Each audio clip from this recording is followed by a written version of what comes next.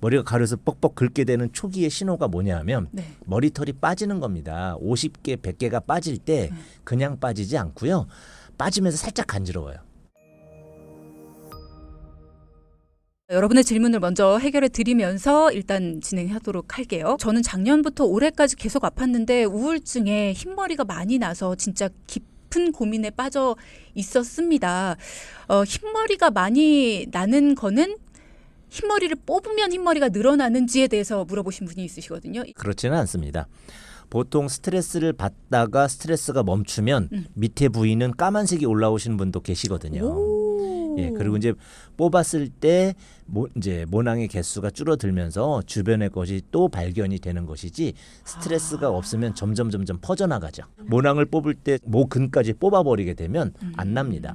M자 탈모가 생겼는데 저 어떡하죠? 현대의학에서 여러 가지 뭐 이제 바르는 약이라든지 또는 이제 먹는 약들 양약이 있고요. 한방에도 이제 여러 가지 한약재를 사용한 이제 먹는 발모제들이 있습니다. 그러나 그것이 유전적인 것을 막지는 못하죠. 그러나 요새 씹는 것들이 있죠. 자기 그 모발을 이식해서 씹는 부분들이 가장 좀 더 획기적으로 네. 막을 수 있는 부분이고 두피 문신 하신 것도 겸하고 그렇게 심었다 하더라도 이것이 가늘어지고 약해집니다. 이식 수술을 했는데도 불구하고 자꾸 빠지는 분들은 스트레스 또는 면역, 영양 이런 데 영향을 받으시면 그럴 때는 이제 한약을 같이 복용하셔서 심은 머리털을 잘 간수하는 것이 가장 좋은 방법이 아닐까 생각합니다. 그럼 원래 탈모가 있던 분은 이식 수술을 받았을 때도 탈모가 있을 가능성이 높아요? 그렇죠. 그러니까 이식 부위가 넓고 모근의 힘이 굵기가 이제 가는 분들은 잘 정착을 못하는 경우도 있습니다. 탈모 샴푸 효과가 있을까요? 탈모를 치료하는 방법이 없기 때문에 이식을 하세요라고 말하는 배경에는 좀 더 빠르게 탈모가 진행되는 것을 늦추는 방법으로서의 탈모 샴푸 효능이지 탈모를 막거나 치료하는 효능까지는 조금 오버한 것 같습니다. 아, 그렇군요.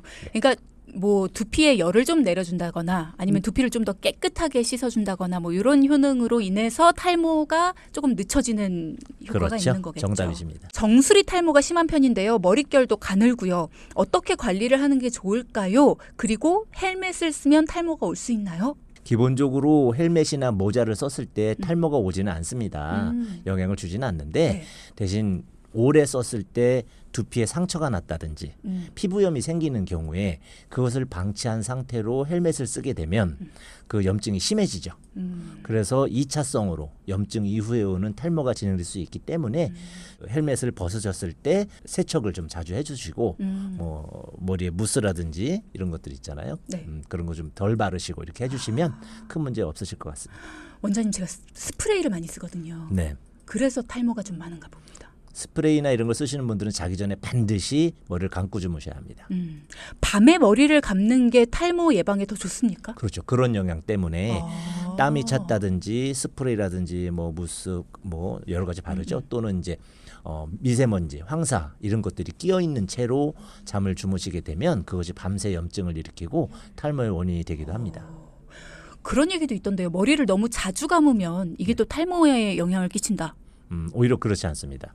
정반대고요. 이틀 3일씩 이제 오래 놔두게 되면 피지와 이런 것이 떡지같이 되고 그 사이에 염증이 생기거나 이럴 수 있거든요. 그럼 오히려 탈모를 촉진하고요. 감아줄 때 감는 방법에 문제가 있다든지 세제를 너무 강한 걸 쓴다든지 할 때 문제가 되지 매일 한 번씩 감는 것이 탈모를 유발하지는 않습니다. 그렇군요.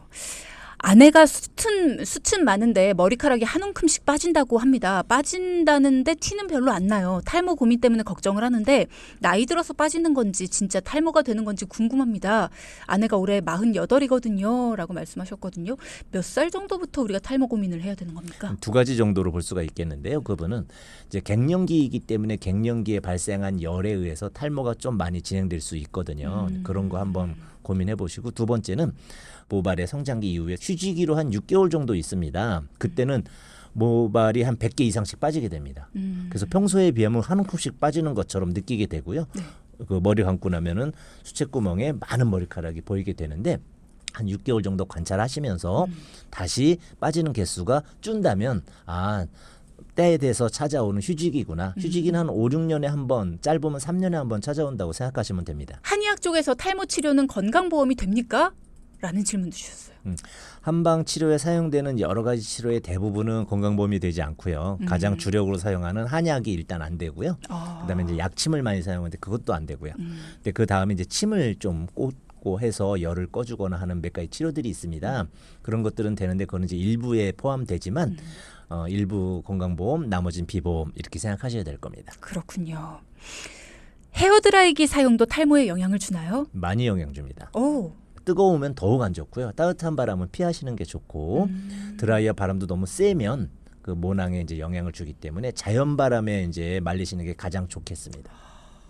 저 문득 궁금한 게 생겼는데요. 네.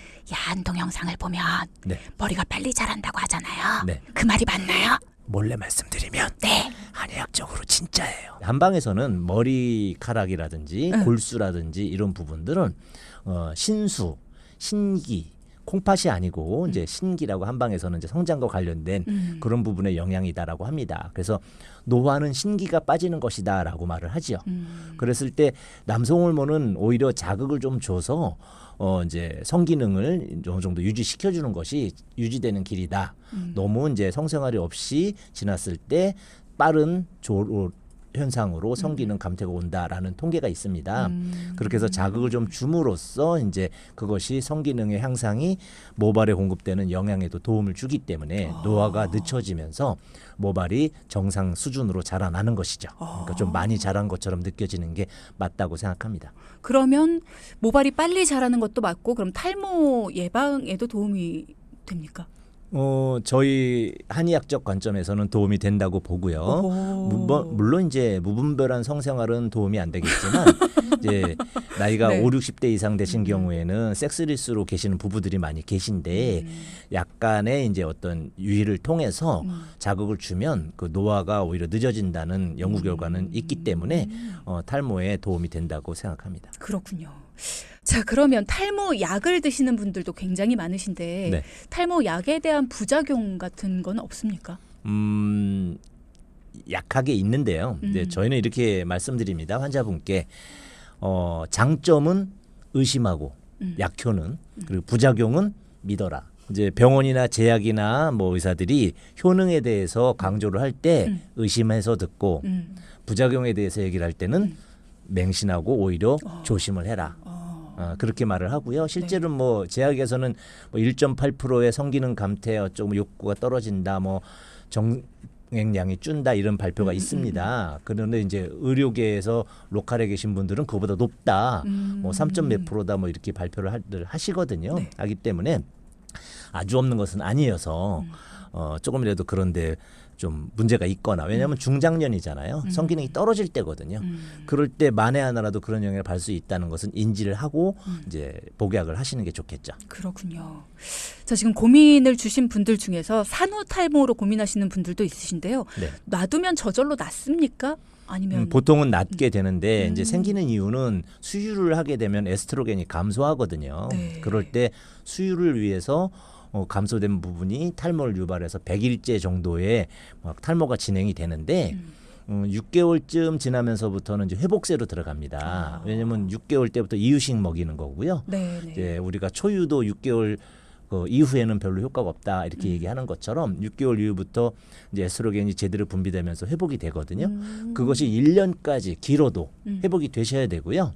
6개월이 지났는데 영 기미가 없고 1년까지 갔다면 반드시 치료를 받으시는 것이 좋겠습니다. 그렇군요.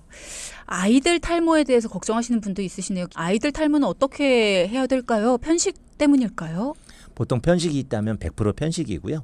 또 아이들도 요새는 이제 그 스트레스를 많이 받습니다. 맞아요. 그래서 이제 그런 부분 때문에 하여튼 스트레스와 영양 두 가지만 본다면 아이들은 이제 충분히 이제 관리가 가능하겠습니다. 그렇군요.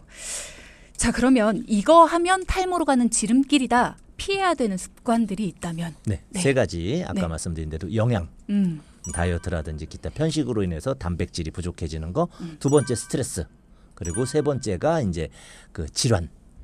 머리가 가렵다든지 저희가 하나만 더 말씀드리면 머리가 가려서 뻑뻑 긁게 되는 초기의 신호가 뭐냐 하면 네. 머리털이 빠지는 겁니다. 50개, 100개가 빠질 때 그냥 빠지지 않고요. 빠지면서 살짝 간지러워요. 그러니까 살짝 간지러운 건 정상적 반응인데 그것을 내 손에 세균과 바이러스가 잔뜩 묻은 채로 긁죠. 그때부터 염증과 비듬이 시작되기 때문에 가려워도 정 긁고 싶으면 손에 그 지문 있는 부위로 이렇게 비비시고 빗질을 좀 가볍게 해주시면 좋습니다. 그 피부에 자극이 안 되게 그런 네네. 머리카락이 후루룩 몇 개 빠질 거예요. 그거 빠지느라고 느끼는 가려움이기 때문에 긁지 마셔야 되고 그것이 비듬으로 가게 되면 반드시 비듬 관리하시고 그렇게 해서 피부 질환이 안 생기게 하는 거 네. 영양, 스트레스, 피부 질환 이렇게 생각하시면 될 것 같습니다. 오늘은 탈모에 대해서 알아봤습니다. 다음번에 또 다른 주제로 조만간에 또 모실 것 같은데요. 원장님 오늘 감사합니다. 네, 감사합니다. 네.